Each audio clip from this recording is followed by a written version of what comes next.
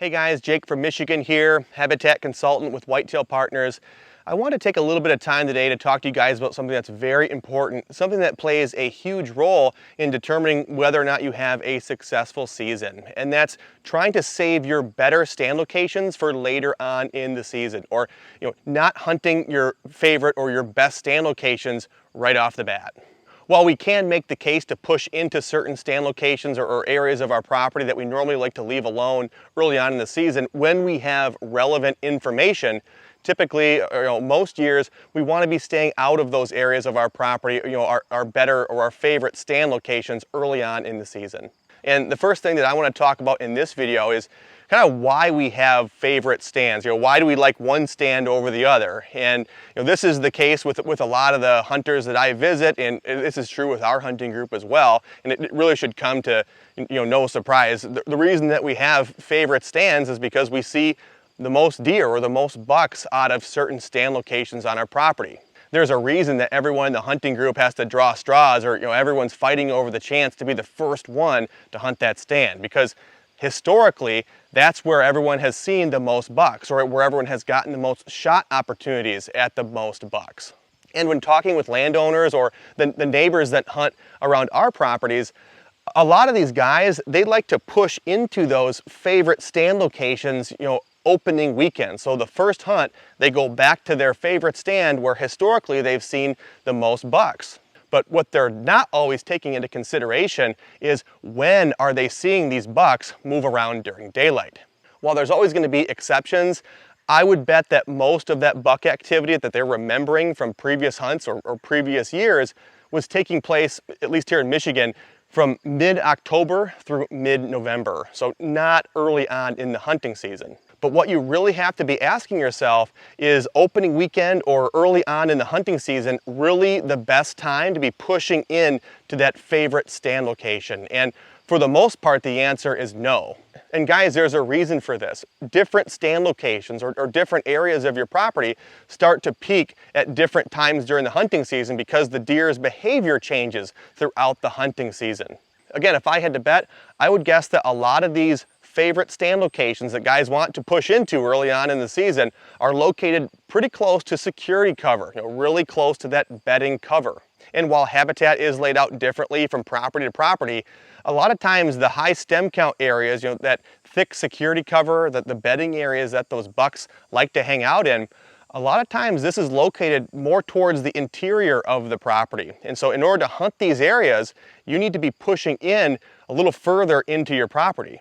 There's a reason that the daylight buck activity starts to pick up around these bedding areas, at least here in Michigan, around October 20. And that's because the pre-rut is just starting to get underway. Because those older bucks in the neighborhood know the breeding season is about to start, they're starting to work the downwind edges of those bedding areas to look for it and keep tabs on those doe family groups. So while we are seeing a lot more daylight movement from those older bucks in the neighborhood in and around our favorite stand locations, from mid-October to late October, we're not really seeing that early on in the season, at least consistently. Every now and then we will get a picture of one of those older bucks in the neighborhood, moving during daylight early on in the season, but there isn't really much consistency to it. There's not really a pattern like there is, later on in the season.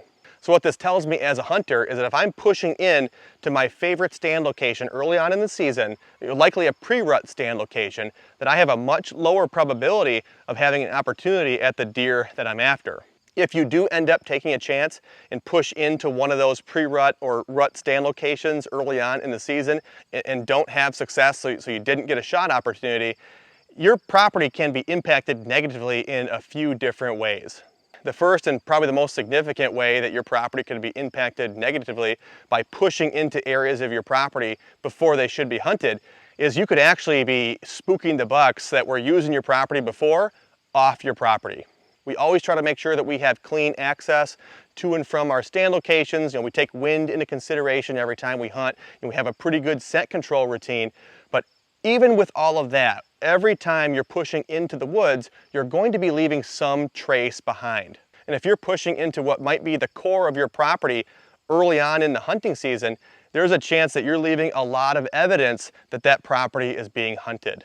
Older bucks do not respond well to human pressure. Here in Michigan, a lot of times once a buck hits 2 years old, that deer has either gotten shot at, or has been with a group of deer that's gotten shot or shot at. So if that deer senses that that property is being hunted, there's human pressure, human scent, associated with a certain area, that deer is not going to take the chance. He's either going to sit down and not move until dark, or if there's other options available, he's just going to find a new place to hang out, during the fall. The second way that your property could be impacted negatively, by pushing into those pre-rut stand locations early on in the season, is you could inadvertently be creating the dreaded October lull on your property. Just like with the first point, if you're pushing into the core of your property, you're going to be leaving some sign that you were there. And this is going to impact the entire deer herd, not just the bucks. Now, those older bucks, depending on their personality, they might leave altogether, but you're still going to impact the rest of the herd, including the doe family groups. All deer respond to hunting pressure or human activity, human intrusions where they don't expect them to be. Unfortunately, this scenario does play out every single year on a lot of different hunting properties. Guys will hunt it hard that first weekend, push into those favorite stand locations, and then after that, they don't really see much daylight deer movement for the next couple weeks. Most of their trail camera pictures are at night, and a lot of their bucks have gone missing. And every year there are going to be temptations, things that are going to get you to want to push into those favorite stand locations, probably those pre-rut stand locations the first weekend. And the first one is going to be social media. Getting on Facebook or Instagram that first week of the season, you're going to see a lot of guys with pictures of nice deer that they took that first weekend. And I'm just here to tell you guys, those pictures are the exception, those are not the rule. The next temptation that I want to talk about is actually your own trail camera photos, especially for you guys that run cell cameras. You are going to get pictures early on in the season of your target buck, those older bucks in the neighborhood, in and around your favorite stand locations. But what you need to be looking for is there any consistency? Is there any regularity, any pattern behind these pictures? Or are they more random? Are they even in daylight? What you don't want to do is have a bunch of pictures of your target buck coming through at 11:30 at night and then saying, I'm gonna go hunt that deer. Well, that deer isn't even walking by your stand during shooting hours. So why would you be wasting your time risking spooking that deer out of the area if he's not walking by that stand during daylight? I personally know of a couple hunters that do this, almost every single year. They'll get a couple nocturnal pictures of a really nice deer, but they're nocturnal pictures. He's coming through at 11 o'clock at night, not during the day. But after seeing that, they'll go hunt that area of their property early on in the season to try to get a shot at this deer, and they'll never end up seeing him. And then after hunting that area of their property hard, they'll actually never see that deer on camera anymore either. So what likely happened after applying hunting pressure to that area of his property, that buck noticed, and it completely changed his pattern without the hunter ever getting a shot opportunity.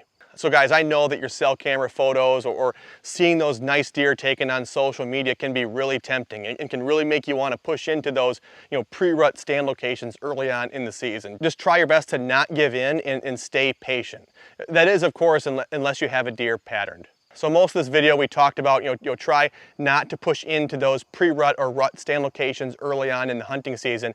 But we're not telling you guys to not hunt early on in the season. We just need to pick different stand locations, those early season stand locations. And a lot of times these are going to be more observational sits. So you're sitting, closer to your property borders or somewhere really close to where you park or maybe your cabin. You can get to and from that stand relatively easily. Very low probability of spooking deer.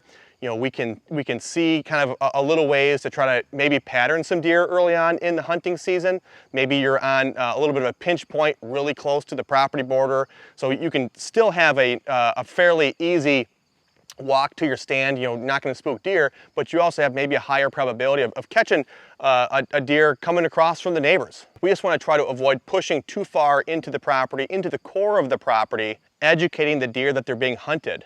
We want the local deer herd, and especially those older bucks, to have a false sense of security on our property so that when they do start to move more consistently during daylight, we can push in and have a really good opportunity. But guys, that's going to be it for this video on a few reasons on why you should try to stay out of your best stand locations early on in the hunting season. If you guys have any questions on anything, please drop those in the comment section below. We'll get back to those when we can, and please let us know if we can help you change your property for good.